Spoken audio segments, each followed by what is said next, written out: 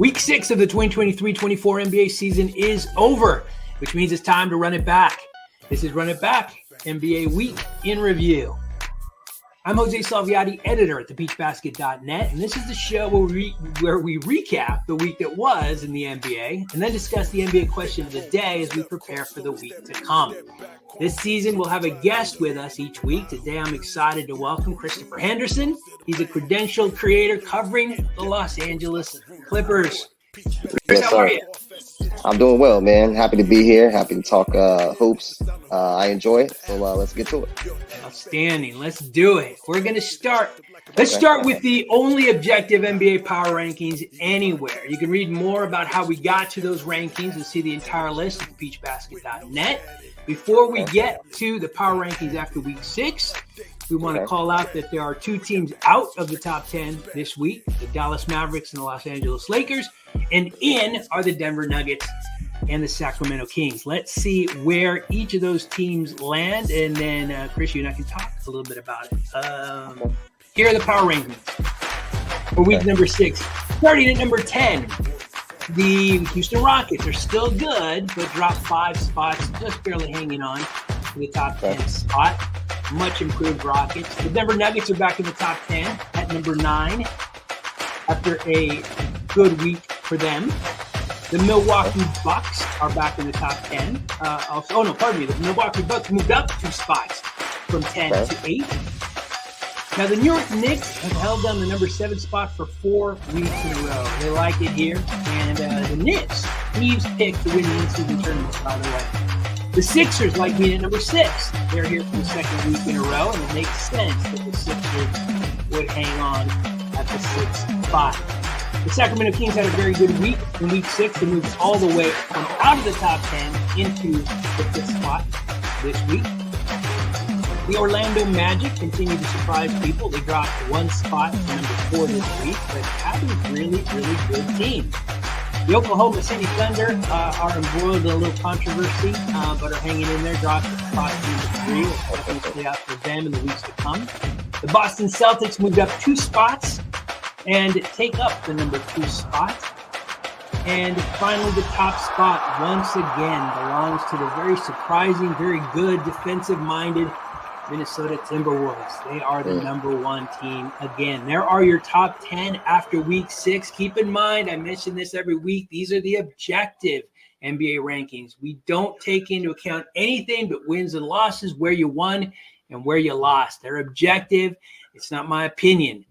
These are the top 10 rankings. Chris, let me ask you, as you look at these numbers, does anything here stand out to you? Does anything look wrong to you? Yes. Go ahead. Absolutely. I would not have Denver that low. I would definitely have Denver ahead of New York without question. And I don't believe I would have Houston in my top 10. Minnesota's fine with Boston. I would swap Boston and Minnesota. I like OKC. Orlando's 1-8 straight before they lost the other night. Sacramento, when Fox is healthy, I know he missed a couple games, I think last week. They're going to do what they do. Philly's playing well. New York, I would just push down. I would move Milwaukee up, Denver up, and then I would take out Houston, and then I would probably put either the Lakers there, or I would put Indiana or Miami. Outstanding. And I knew when Houston came in at 10, again, all I do is I punch numbers into a spreadsheet, and this is what it spits out, which I like, right? Because it's just, again, that's what makes them objective. But when I saw Houston at 10, I admit I did a double take too, especially considering the Lakers just beat them last night and did so kind of handily. So I understand that concern, but that's the beauty of the objective power rankings. There's nobody to complain to because it's just a spreadsheet. And it doesn't care what we think. Right. I mean, they were playing well, but they've lost 3 straight to very good teams in the Western Conference. So you got to push them out. Yeah, they actually had a rough week. I don't think they won it once in week 6, which is why they dropped 5. But you can certainly make an argument for them, not being in the top 10. And if, I can tell you this: if they have another week like this week, next week, they're not going to be here next week for sure. Now let's shift our focus to the players. Now, these are the best to do it by average in week number 6 of the 2023-24 NBA season. And again, just for clarity's sake, these are the best players by average, right? The most points by average, the most assists by average, the most blocks by average, just last week. Let's take a look at who the best to do it by average last week were. No real surprise here to see Luka Doncic, 38.5, just became a dad and celebrated by playing pretty well. Tops assists as well for Luka, tied with Nikola Jokic at 13.5 assists in week number 6. Anthony Davis had the most rebounds in week number 6, 13.8. A good AD, a dominant AD is a key for the Lakers. Victor Wembanyama had the most steals at 4 last week and the most blocks at 4. His team can't seem to win, but he seems to really be coming along as an NBA player.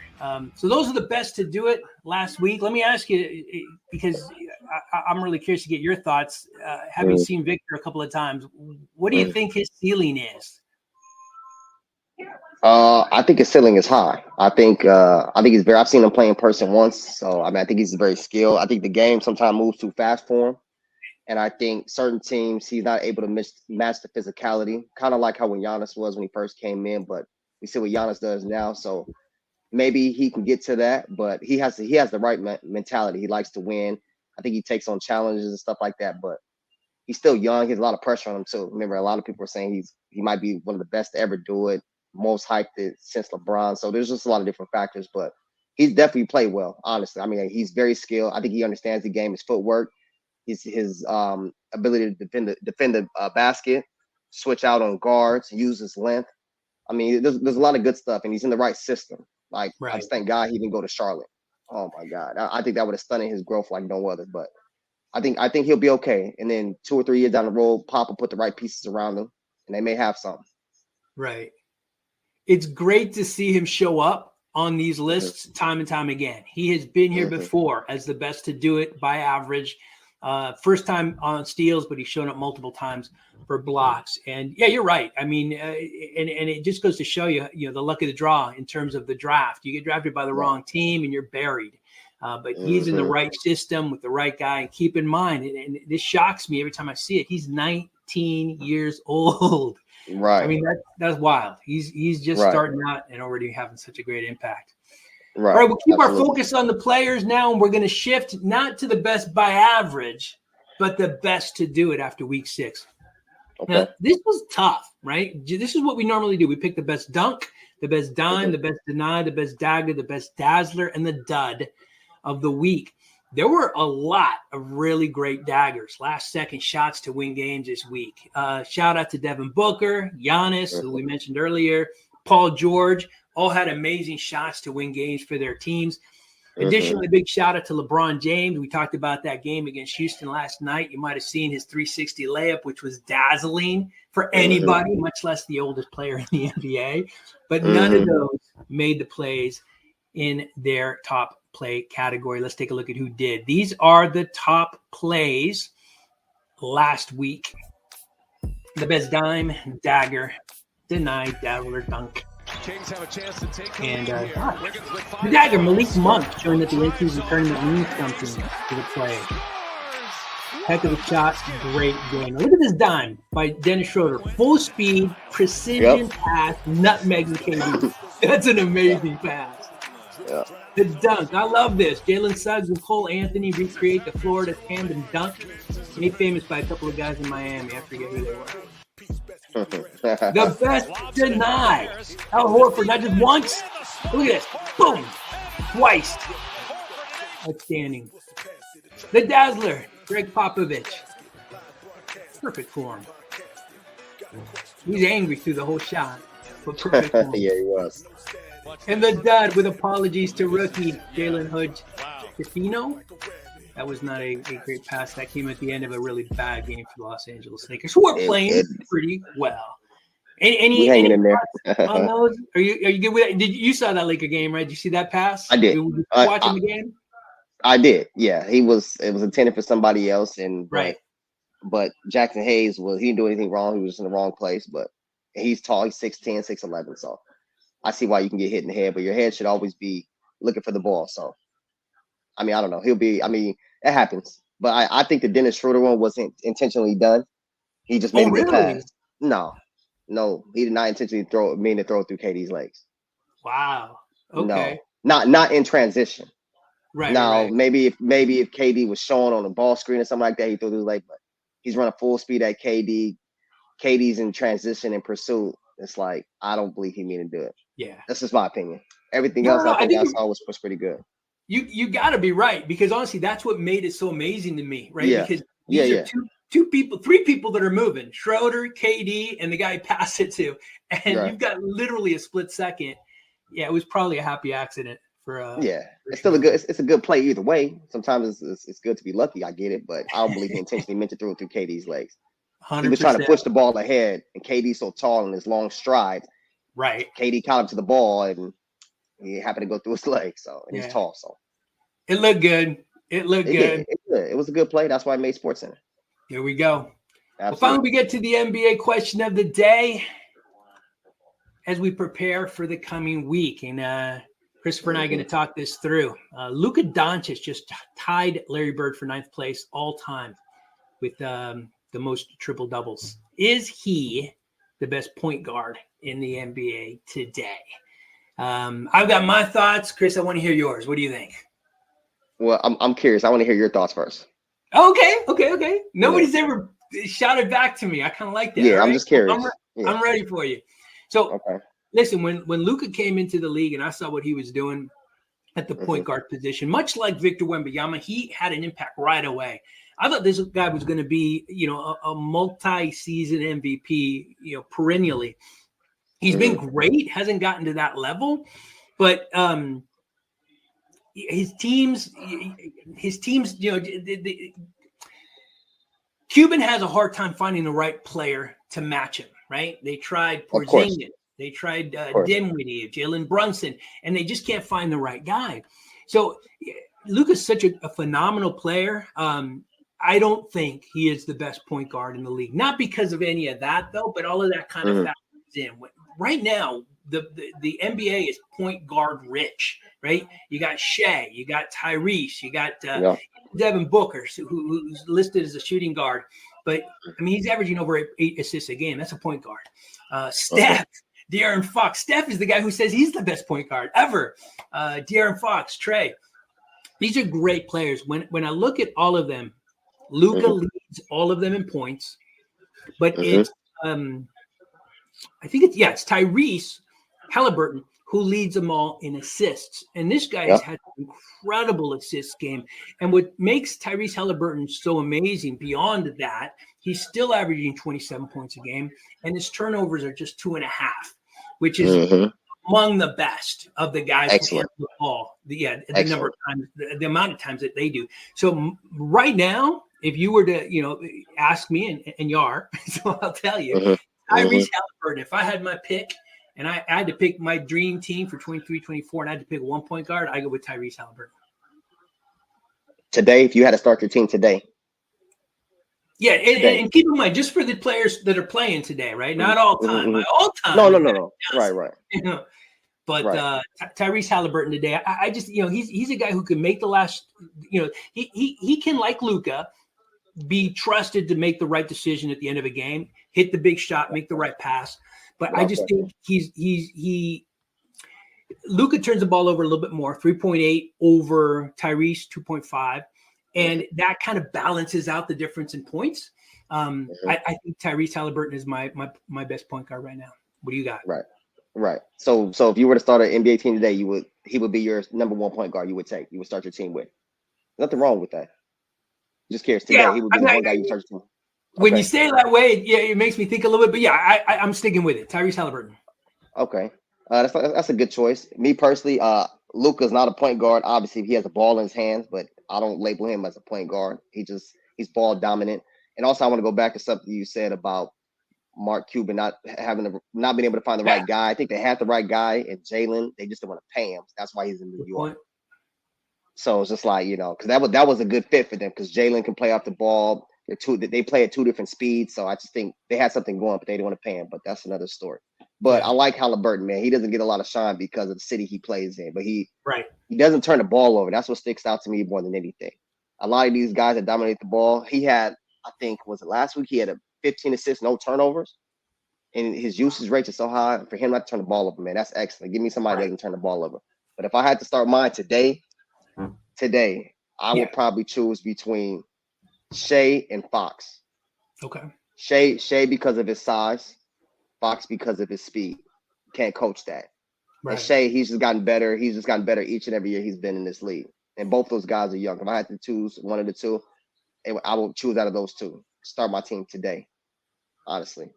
Outstanding. Fox is on another level because of his speed, man. You heard Braun talk about it last year during the when he was choosing the All-Star teams, talking about the fastest in the league with the ball. It's not even close. Seeing it on TV is one thing, but seeing him in person, the moment he gets the ball in transition, man, you got 4 or 5 guys in pursuit because he's gonna beat everybody down the floor. Kind of like how Russ was in his prime. Right. It's just explosive. Yeah. So, but Shay's just a guy. You can't speed him up. Get to his spot. He's 6'6". He can shoot over anybody.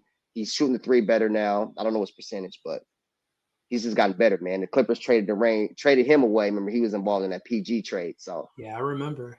You remember that. So it's just those two guys, man. They stand out. They're still young. Those two stand out the most for me right now. Obviously, you still got the Stephs. You still got guys like that. But right now, at their young age, I would take one of those two. 2 things of the list that I compiled, right? I had them on there, and they are the 2 that turn the ball over the least amongst the group, with De'Aaron Fox only two turnovers a game on average, and Shea only 2.2. And when you think about the high usage, the number of times the ball's in their hand, that's an incredibly low number. And 29.9 points for Shea, and we had De'Aaron at 30.3. So listen, I think we're both right. You just can't go. You can't miss. Yeah, you can't miss with any of them. No, absolutely not. It's amazing. It's amazing what we're seeing in the NBA right now. You brought it up. I gotta go off on a little tangent here because I think it's an interesting point. You cover the Clippers. You're there at Crypto watching them play. They gave up Shea and a bunch of picks for Paul George. Now they did. Let's talk about the Lakers, and then I'm going to circle back to the Clippers. Okay. The Lakers did the same. They gave up some good players. We talking Alex Caruso, Lonzo Ball, Kyle Kuzma, Josh Hart. Right? They got Brandon Ingram to get Anthony Davis. Nobody blinks an eye at that trade because the Lakers won the championship in 2020. The Clippers have to win the championship with PG. They got to lift the LOB for this trade not to get blasted. Do you agree? For it to be like a successful trade? 100%. Absolutely. Right. Without question. Yeah. They have to be in contention. They haven't even been close. I know they got to the Western Conference Finals 3 years ago when they lost to Phoenix, but they haven't realistically had a shot, man, since they made the trade. Because the guys can't stay healthy. Right. One gets hurt or they both get hurt. So, but you have to think about when they first did it. They signed Kawhi back in July when they were first able to do it. He wanted PG to come alongside him, so they had to include Shea to Oklahoma City. So, but if those guys were able to stay healthy, we might be, having a different discussion. I don't know if they win it, but they'd have a better chance. But they just can't stay healthy. But I don't blame either of them because Shea wasn't what he is now when they traded him, obviously, or else they wouldn't have traded him. But he was only played 1 year in LA. So, but he's obviously, like I said, he's gotten better each and every year. But the Clippers need something to show for it, man, because keep in mind, Kawhi and PG are both up for contracts this year after this season. So they both can walk. Yeah. And then Bombers opened up a new stadium across the street from SoFi. So if he wants people to show out in LA, he needs to put some names on the back of that jersey that means something. And fans aren't just coming to watch the opposing team play, if that makes sense. When Steph comes, when LeBron's here, when Giannis is here, like it could be a random Tuesday night and they're playing the Orlando Magic. People are going to want to fill the seats because the Clippers have some talent that it's worth getting out on a Tuesday in LA traffic to go watch, if that makes sense. Man, it makes so much sense. And it's sad because the Clippers, when I started covering them for Bleacher Report, were not good, and they promoted the other team because they knew they didn't have a good product, and that's how they tried to get people in the stands. You're right. Steve Ballmer that's not how he manages his team. He wants to bring a championship to the Intuit Dome. He needs a championship team to the Intuit Dome. Without question. Listen, you're also right that Shea's gotten better every season, but in that 1 year in LA, man, you saw snippets of how good he made the pass to beat the Golden State Warriors to Landry Shamet when the Clippers were down 20 some odd points in the playoffs to the Warriors. He made the pass to Shamet for the 3 to win that game. And this guy was special. You just knew it. Yeah. And it's always tough to see, somebody blossom, right? The outside of your franchise. But yeah, the Clippers have got to win it, man. If they don't win it, they gave up too much. Simple as that. And the one thing I'll say when I put on my Clippers hat, because Clippers fans say this all the time, and you called this out, they had to make that trade not just to get PG, but to get Kawhi, right? Because Kawhi only comes if PG comes too. So it was one of those things where, it's a trade you had to make. They made it. It's just so far things haven't worked out for them the way they hope. All right. Outstanding. Right, 1,000%. Conversation. Go ahead. No, I was saying 1,000%, but a lot of them, a lot of Clipper fans and organization, they point towards health. They've only had one healthy season, and that was when they got bounced in the bubble, when they came back, when they were that was their shot. 3-1 on Denver. That was their shot. They were healthy. Other than that, they haven't been healthy. So Ty Lue was banking on these guys being healthy and them having a legitimate chance. So I mean, we'll see. I don't really I'm a Laker fan. I cover the Clippers. I don't root against the Clippers. I like seeing good basketball. And I think they compete. I think they play hard. I think Ty Lue is one of the best coaches, X's and O's wise. I've seen him make in-game adjustments, game-to-game adjustments in playoff series like he did against Phoenix last year, even though they were shorthanded. So I mean, they have all the necessary pieces. They have to tweak a few things. So I don't think on the wing, man, they don't have enough length. They gave away all the length to Philly. So when the playoff times comes, they don't have anybody to keep guys like Aaron Gordon off the glass, guys like AD off the glass, Braun off the glass. So I think they'll make a change before the trade deadline. I was talking to one of my guys about this the other night. So they're going to have to. They're not deep enough on the wings. They're not. Outside of PG and Kawhi, those only 2 wings they play consistently. So they'll make a couple between Lawrence Frank and Ty Lue. They'll put their heads together. Yeah. There's no doubt the best part of any NBA season is certainly the start, the end, and that February trade deadline. That's that's when the dust starts to settle, and you know who's who, what's what. And the Clippers definitely going to make some moves then, as will a bunch of other teams. Absolutely. Outstanding. Well, thanks so much for joining. Great conversation. Great talk. Yeah. That's it. Week 6 of the 2023-24 NBA season is in the books. Join us next week after week number 7 when we once again run it back. Chris, thanks for joining. My man. Of course. Thank you, guys. Thank you, everybody. Pick and roll, post up, crossover, step 2, step back, corner 3, dribble, drive to the hoop. We provide hoop news, hoop court truths, voice of the fan, win or lose. In-depth reports, locker room to the court. Peace basket can grasp all facets of the sport. So look here, lend the air in the air is the sound of hoop fanatics in the atmosphere. Your expectations, we will surpass it. Attractive like a magnet, tuned in the peach basket. Live broadcasting, even podcasted. Got a question, don't hesitate to ask it. Intelligent news with no static. Turn on your tablet when you gotta have it. Drop updates quick like a rabbit. We got the answers, check out Peach Basket. Peach Basket, Peach Basket. Peach basket, peach basket, peach basket, peach basket. The voice of the fan, the voice of the fan. Peach basket, peach basket, peach basket, peach basket, peach basket, peach basket. The voice of the fan, the voice of the fan.